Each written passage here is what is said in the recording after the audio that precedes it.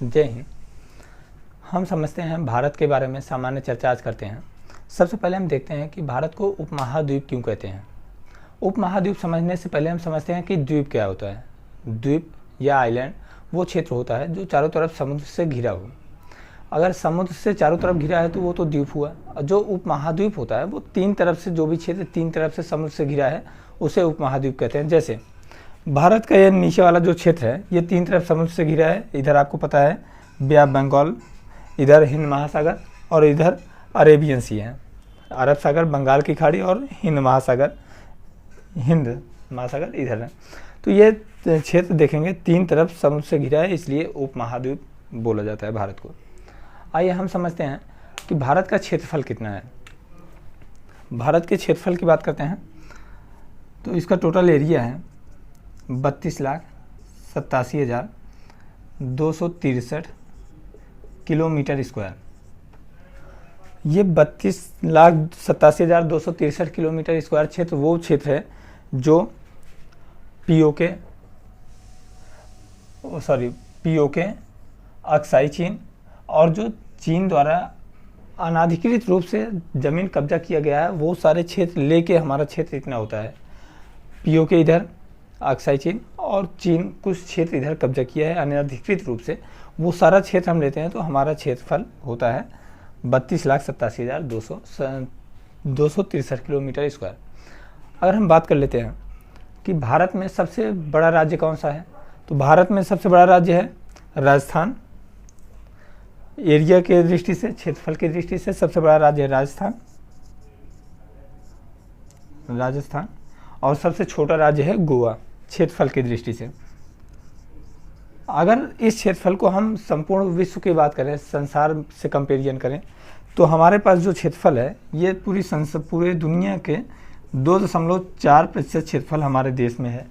मतलब भारत देश के पास जितना क्षेत्रफल है, पूरे विश्व में जितना क्षेत्रफल रहने लायक जो ज़मीन है उसके क्षेत्रफल से 2.4% क्षेत्रफल भारत के पास है, जो कि हमारा नंबर 7वां स्थान है। क्षेत्रफल में 7वां स्थान हमारा आता है। सबसे पहले रूस, कनाडा, ऐसे करके 7वां नंबर हमारा आता है। ये तो रही बात क्षेत्रफल के बारे में। सबसे बड़ा राज्य राजस्थान भारत की दृष्टि से बात करें, सबसे छोटा राज्य गोवा अगर हम क्षेत्रफल की दृष्टि से बात करते हैं। अब हम बात कर लेते हैं कि जनसंख्या कितनी है। भारत की जनसंख्या 2011 की जनगणना के अनुसार 121 करोड़ 8,54,977। ये 2011 के जनगणना के अनुसार भारत की पॉपुलेशन है, जो कि पूरे दुनिया की 17.5% आबादी इस 2.4% क्षेत्रफल पे रहती है। मतलब ये जो 17.5% जनसंख्या भारत देश की है वो भारत के 2.4% क्षेत्रफल पे ही रहती है। हम बात करते हैं सबसे बड़ा देश कौन सा है पॉपुलेशन के हिसाब से, तो चीन है, दूसरे पे भारत है। ठीक है। अगर हम बात देखते हैं कि भारत में सबसे ज़्यादा पॉपुलेशन वाला राज्य कौन सा है, किस राज्य की जनसंख्या सबसे अधिक है, तो उत्तर प्रदेश है। उत्तर प्रदेश में सबसे ज़्यादा जनसंख्या है। सबसे ज़्यादा जनसंख्या वाला राज्य उत्तर प्रदेश है, जहाँ की जनसंख्या है 19,98,12,341। ये रही यूपी की जनसंख्या। अगर हम जनसंख्या की दृष्टि से सबसे छोटा राज्य की बात करें, सबसे छोटा स्टेट है वो है सिक्किम, तकरीबन 6,17,000 यहाँ की पॉपुलेशन है। तो ये रही बात हमारे यहाँ पॉपुलेशन की। हम बात करते हैं अगर कि भारत की अगर क्षेत्रफल इतना है तो इसकी लंबाई और चौड़ाई कितनी है। अगर हम पश्चिम से पूर्व क्षेत्र में जाते हैं, यहाँ से यहाँ तक, तो इसकी जो लंबाई है 2914 किलोमीटर। और अगर हम उत्तर से दक्षिण मिलाते हैं लाइन, तो ये है 3200 अप्रॉक्सीमेट है। ठीक है। ये क्षेत्र, ये लंबाई भारत की उत्तर से दक्षिण है और ये पूर्व से पश्चिम। हम बात करते हैं पॉपुलेशन की बात, अब अगर हम बात करते हैं कि भारत का जो क्षेत्रफल है वो समुद्र से कितना क्षेत्रफल टच हुआ है, समुद्र से लगा हुआ क्षेत्र भारत का कितना है, तो ये है मतलब यहाँ गुजरात से लेके यहाँ गुजरात, फिर आपको पता है गुजरात के बाद महाराष्ट्र, महाराष्ट्र के बाद गोवा, गोवा के बाद कर्नाटका, कर्नाटका के बाद केरल, केरल के बाद तमिलनाडु, तमिलनाडु के बाद आंध्र प्रदेश, आंध्र प्रदेश के बाद छत्तीसगढ़, उड़ीसा, उड़ीसा के बाद पश्चिम बंगाल। ठीक है, ये कितने राज्य हुए? 1 2 3 4 5 6 7 8 और 9 राज्य समुद्री क्षेत्र से लगे हुए हैं। कौन कौन से हैं? गुजरात, महाराष्ट्र, गोवा, कर्नाटका, केरल, तमिलनाडु, हम पूर्व में आते हैं तो तमिलनाडु, आंध्र प्रदेश, उड़ीसा एंड पश्चिम बंगाल, ये 9 राज्य समुद्र से लगे हुए हैं। अगर इसका पूरा क्षेत्रफल हम देखते हैं तो ये है, इसका पूरा क्षेत्रफल है 6100 किलोमीटर, 6100 किलोमीटर ये वाला क्षेत्रफल है यहाँ गोवा से लेके पश्चिम बंगाल जो समुद्र तट से लगा हुआ है। लेकिन अगर हम बात कर लेते हैं, हमारे यहाँ 2 आइलैंड है, द्वीप है। एक द्वीप है आपको पता है अंडमान निकोबार, एक है यहाँ पे लक्षद्वीप। अगर हम इन दोनों द्वीपों का भी क्षेत्रफल जोड़ देते हैं तो ये हो जाता है 7516.6 किलोमीटर। ये भारत देश की समुद्री सीमा से लगा हुआ क्षेत्रफल है। आइए हम देखते हैं इसके कुछ और टॉपिक देखते हैं, इसे रफ करते हैं पहले।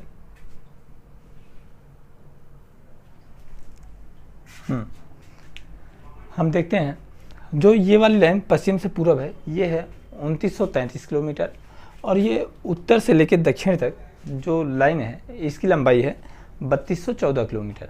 अब हम बात कर लेते हैं कि ये पश्चिमी घाट और पूर्वी घाट ये क्या होता है।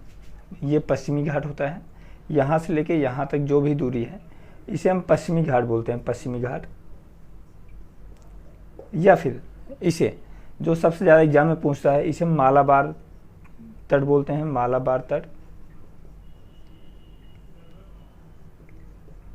और ये ऊपर से महाराष्ट्र तक, गुजरात से महाराष्ट्र तक इसे, या हम बोलते हैं गोवा तक, इसे कोंकण क्षेत्र बोलते हैं, कोंकण तट।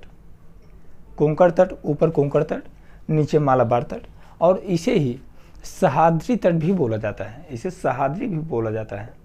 खूब एग्जाम में पूछता है सह्याद्री तट कौन सा होता है। सह्याद्री तट को, पश्चिम घाट को सह्याद्री तट भी बोलते हैं। आइए हम देखते हैं पूर्वी तट को क्या बोलते हैं। ये पूर्वी तट है। पूर्वी तट में ये कोरोमंडल तट इसे बोलते हैं, कोरोमंडल तट। और इधर ऊपर उत्तरी सरकार इसे बोलते हैं, उत्तरी सरकार। या फिर इसे पूरा सम्मिलित रूप से पूर्वी घाट भी बोलते हैं। ठीक है, ये तो रही बात इसकी दिशा स्थिति की। हम बात कर लेते हैं गांवों की संख्या कितनी है। तो पूरे इंडिया में गांवों की संख्या है 6,40,932। ये हमारे देश में गांवों की संख्या है 6,40,932। हम बात करते हैं सेक्स रेशियो की बात करते हैं। तो सेक्स रेशियो, जो देश का सेक्स रेशियो है वो 940। सेक्स रेशियो होता क्या है? सेक्स रेशियो 1000 पुरुषों पर महिलाओं की संख्या कितनी है। तो पूरे अगर भारत की बात करते हैं तो 1000 पुरुषों पर 940 महिलाओं की संख्या है। और हम बात करते हैं सबसे ज़्यादा किस राज्य में महिलाओं की संख्या है 1000 पुरुषों की तुलना में, तो वो सबसे अधिक केरल में है, 1084 है। और सबसे कम हम अगर बात करते हैं तो है हरियाणा में 829 के आसपास है। ठीक है, 879, 879 वहाँ का सेक्स रेशियो है। ये तो ही बात गांव की सेक्स रेशियो की। अब हम बात करते हैं डेंसिटी की। भारत देश की जो डेंसिटी है वो 300। डेंसिटी होता क्या है पहले हम समझते हैं कि डेंसिटी क्या होता है। सपोज ये क्षेत्र है 1 किलोमीटर लंबा, 1 किलोमीटर चौड़ा ये क्षेत्र है। इसका क्षेत्रफल जो आएगा 1 किलोमीटर स्क्वायर। अगर ये पूरा क्षेत्रफल 1 किलोमीटर स्क्वायर है तो इस क्षेत्रफल में कितने व्यक्ति रहते हैं वही होता है डेंसिटी, जनघनत्व। तो हमारे यहाँ जो जनघनत्व है वो 382 है। पूरे इंडिया का अगर हम देखते हैं तो ओवरऑल 382 व्यक्ति 1 किलोमीटर स्क्वायर के दायरे में रहते हैं। और हम बात करते हैं कि सबसे ज़्यादा डेंसिटी किस राज्य की है, तो वह बिहार की। बिहार की जो डेंसिटी है, बिहार की डेंसिटी ये है, बिहार की डेंसिटी है 1106 व्यक्ति प्रति किलोमीटर स्क्वायर में। मतलब 1 किलोमीटर स्क्वायर के क्षेत्रफल में 1106 व्यक्ति बिहार में रहते हैं। ये भारत की सबसे ज़्यादा डेंसिटी वाला राज्य है। अगर हम बात कर लेते हैं सबसे कम डेंसिटी किस राज्य की है, ये सारे क्वेश्चन इंपॉर्टेंट होते हैं और सामान्यतः हमें पता होना चाहिए। ये तो वैसे भी पता होना चाहिए, अगर देश के हम नागरिक हैं तो वैसे भी ये सारी चीज़ें सामान्य जानकारियाँ हैं जो हमारे देश के बारे में पता होना चाहिए। सबसे कम जो डेंसिटी है वो है अरुणाचल प्रदेश की। अरुणाचल प्रदेश में 17 व्यक्ति प्रति किलोमीटर स्क्वायर के क्षेत्रफल में रहते हैं। ये 17 किलोमीटर सबसे कम है अरुणाचल प्रदेश में और सबसे अधिक है बिहार में। हम बात करते हैं भारत की जो अवस्थिति है वो 2 भाग में बटा है। एक 23.5 डिग्री जो कर्क रेखा है वो भारत को बीचों बीच से काटता है। ऊपर कर्क रेखा के ऊपर आधा भाग जाता है, आधा भाग कर्क रेखा के नीचे। मतलब ये है कि जो सूर्य चक्कर लगाता है वो कर्क रेखा और मकर रेखा के बीच में ही चक्कर लगाता है। इसके ऊपर सूर्य की जो लाइट पड़ती है वो तिरछी पड़ती है, सीधी लाइट नहीं पड़ती है। तो देखते हैं हम, जो कर्क रेखा है वो भारत के कितने राज्य से होकर गुजरती है। कर्क रेखा भारत के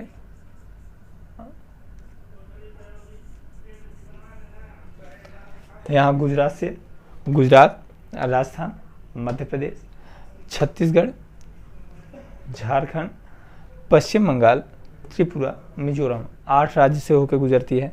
इस तरह से शायद न समझ में आया हो। आइए हम एक ट्रिक देखते हैं इसकी। ट्रिक है मित्र पर गमछा झार। मित्र से मिजोरम, त्र से त्रिपुरा,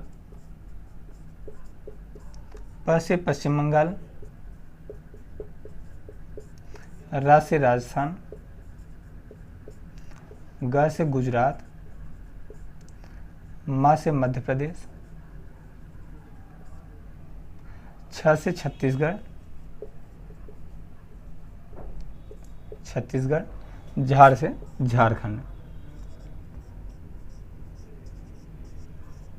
ये तो रहे 8 राज्य जहाँ से कर्क रेखा गुजरती है। अगर हम बात करते हैं कि भारत से लगे हुए कितने देश हैं, कितने देश भारत से अपनी सीमा साझा करते हैं, तो 7 देश हैं। कौन कौन से हैं? बांग्लादेश, चीन, पाकिस्तान, नेपाल, म्यांमार, अफगानिस्तान एंड नेपाल। ये 7 देश हैं।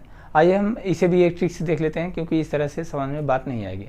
इसका जो ट्रिक है इसे ही रफ करते हैं।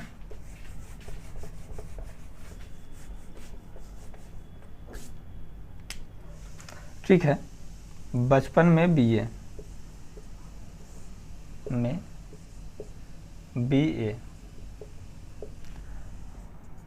बांग्लादेश,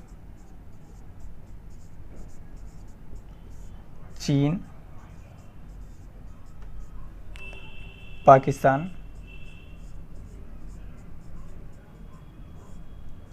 नेपाल,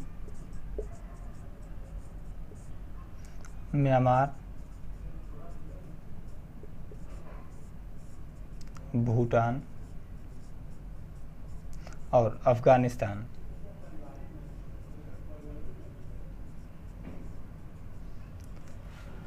तो दोस्तों आपको बता दें कि यही सीक्वेंस जो है वो सीमा की दूरी भी बताता है कि कौन सा देश कितने दूरी तक भारत से लगा हुआ है। तो सबसे ज़्यादा देश सीमा साझा करता है तो वो है बांग्लादेश, 4096 किलोमीटर।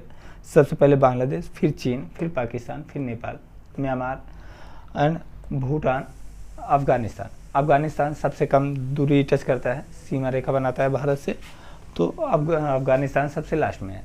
ठीक है, आइए अब हम समझते हैं कि भारत का जब विभाजन जब हुआ है तो किसके नाम से हुआ है और उस लाइन का नाम क्या है। तो हम बात करते हैं, अगर हम देखते हैं सबसे पहले 1893 में 1893 में कर्नल मोर्टिया डूरंड नाम के एक यहाँ पे ब्रिटिश कर्नल थे।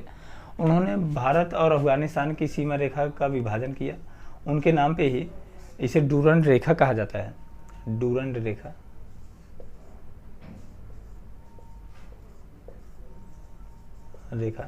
कब? 1893 में। तो क्वेश्चन पूछता है डूरंड रेखा किस देश को अलग करती है, तो भारत और अफगानिस्तान को अलग करती है। ठीक है, हम बात करते हैं कि मैकमोहन लाइन 1914 में आते हैं। मैकमोहन आते हैं, ये भारत और चीन का सीमा विभाजन करते हैं 1914 में। तो इनके नाम पे मैकमोहन रेखा पड़ता है। मैकमोहन रेखा ये भारत और चीन की सीमा का निर्धारण करते हैं। हम बात कर लेते हैं भारत और पाकिस्तान 1947 में बटा है। तो यहाँ पे इस दोनों देश की रेखा को क्या कहते हैं, यहाँ पे रेड क्लिफ आते हैं, वो विभाजन करते हैं। रेड क्लिफ आके सारे पुलिस स्टेशनों को मिलाना शुरू करते हैं और उन्हें भारत के बारे में कुछ ज़्यादा पता भी नहीं था। वो रातों रात आके सीधा सारे पुलिस स्टेशन को मिला के एक लाइन बनाते हैं और वहीं भारत और पाकिस्तान का सीमा विभाजन करते हैं। तो उन्हीं के नाम पे रेड क्लिफ लाइन पड़ती है। रेड क्लिफ लाइन, भारत और पाकिस्तान 1947 को रेड क्लिफ लिखा। रेड क्लिफ हमेशा क्वेश्चन पूछता है भारत और पाकिस्तान को विभाजन करने वाली रेखा का क्या नाम है, रेड क्लिफ रेखा। हम बात करते हैं कि भारत और श्रीलंका, यहाँ पे श्रीलंका देश है। श्रीलंका, भारत और श्रीलंका को अलग करने वाला जो स्टेट है, जल संधि है, उसका क्या नाम है? उसका नाम है पाक स्टेट, पाक जलडमरू मध्य, जो कि तत्कालीन यहाँ के बंगाल के गवर्नर थे रॉबर्ट पाक। इनका नाम था रॉबर्ट पाक। इन्हीं के नाम पे ये जल संधि का नाम होता है पाक जलडमरू मध्य या जल संधि, जो कि भारत और श्रीलंका को अलग करता है। तो ये रही कुछ जानकारियाँ। आइए हम इसे पहले रफ करते हैं। जब हम बात करते हैं भारत के संपूर्ण देश के संपूर्ण जानकारियों की बात करते हैं और उसमें उत्तर, दक्षिण, पूर्व, पश्चिम में बसे जो क्षेत्र हैं उसकी चर्चा न करें तो ये अधूरा रह जाएगा और यही चीज़ छूट रहा था। तो आइए हम देखते हैं कि भारतीय उपमहाद्वीप में सबसे उत्तर और सबसे दक्षिण कौन से क्षेत्र, सबसे उत्तर और सबसे दक्षिण में कौन से क्षेत्र हैं। तो अगर हम सबसे उत्तर में देखते हैं तो यहाँ पे इंदिरा कोल एक जगह है, इसका नाम है इंदिरा कोल।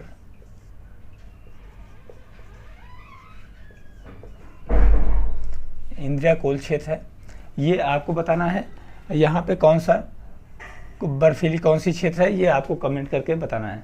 ठीक है, और सिर्फ ये भारतीय उपमहाद्वीप की बात करें तो सबसे दक्षिणतम पॉइंट जो है वो यहाँ पे है कन्याकुमारी।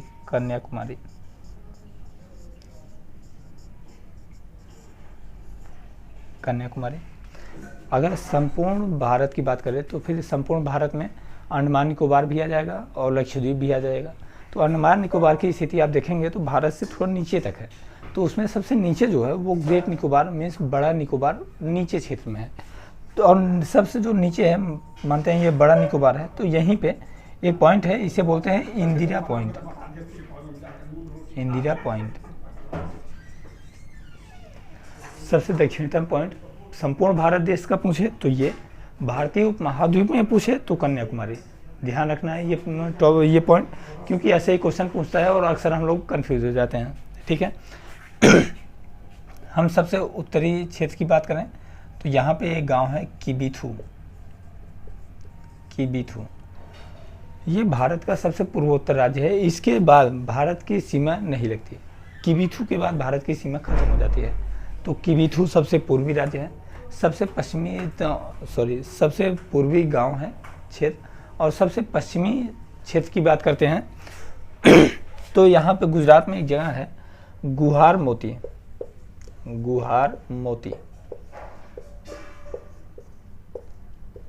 ये एक जगह है गुहार मोती।